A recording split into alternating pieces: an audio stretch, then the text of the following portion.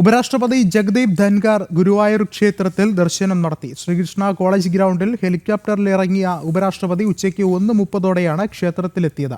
രാവിലെ 9 മണിക്ക് എത്തുമെന്ന് പറഞ്ഞിരുന്നെങ്കിലും പ്രതികൂല കാലാവസ്ഥയെ തുടർന്ന് ഹെലികോപ്റ്റർ ഇറക്കാൻ സാധിച്ചിരുന്നില്ല. തുടർന്ന് കൊച്ചിയിലേക്ക് മടങ്ങിയ ഉപരാഷ്ട്രപതി കൊച്ചിയിലെ ഔദ്യോഗിക പരിപാടികൾക്ക് ശേഷമാണ് വീണ്ടും ഗുരുവായൂരിൽ എത്തിയത്. രാവിലെ 9 മണിയോടെ ഉപരാഷ്ട്രപതി ജഗദീപ് ധൻഖറും ഭാര്യ ഡോക്ടർ സുദേശ് ധൻഖറും ഗുരുവായൂർ ക്ഷേത്രത്തിൽ എത്തുമെന്നാണ് പറഞ്ഞിരുന്നത്.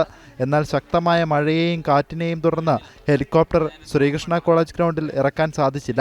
തുടർന്ന് കൊച്ചിയിലേക്ക് തന്നെ മടങ്ങുകയായിരുന്നു. തുടർന്ന് കൊച്ചിയിലെ ഔദ്യോഗിക പരിപാടിയിൽ പങ്കെടുത്തതിന് ശേഷമാണ് വീണ്ടും ഉപരാഷ്ട്രപതി ഗുരുവായൂരിലെത്തിയത്.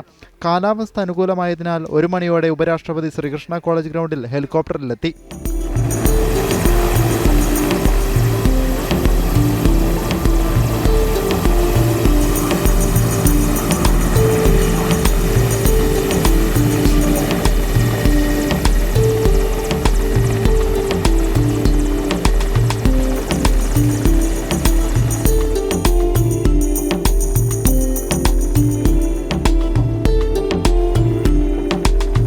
തുടർന്ന് റോഡ് മാർഗം ശ്രീവത്സം ഗസ്റ്റ് ഹൗസിലേക്ക് 10 മിനിറ്റ് വിശ്രമത്തിന് ശേഷം 1:30 ഗുരുവായൂർ ക്ഷേത്രത്തിലെത്തി.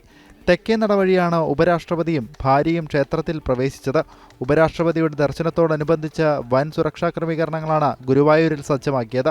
രാവിലെ മുതൽ ഭക്തരുടെ ദർശനത്തിന് നിയന്ത്രണം ഏർപ്പെടുത്തുകയും ചോറൂണ്, വിവാഹം തുടങ്ങിയ ചടങ്ങുകൾ നിർത്തിവെക്കുകയും ചെയ്തിരുന്നു. എന്നാൽ ഉപരാഷ്ട്രപതി എത്താൻ വൈകിയതിനാൽ ദർശനം പുനരാരംഭിക്കുകയും ഉപരാഷ്ട്രപതി എത്തിയ സമയത്ത് വീണ്ടും നിയന്ത്രണം ഏർപ്പെടുത്തുകയുമായിരുന്നു. ദർശനത്തിന് ശേഷം 2:15 ഉപരാഷ്ട്രപതി മടങ്ങി. ജനം, തൃശൂർ.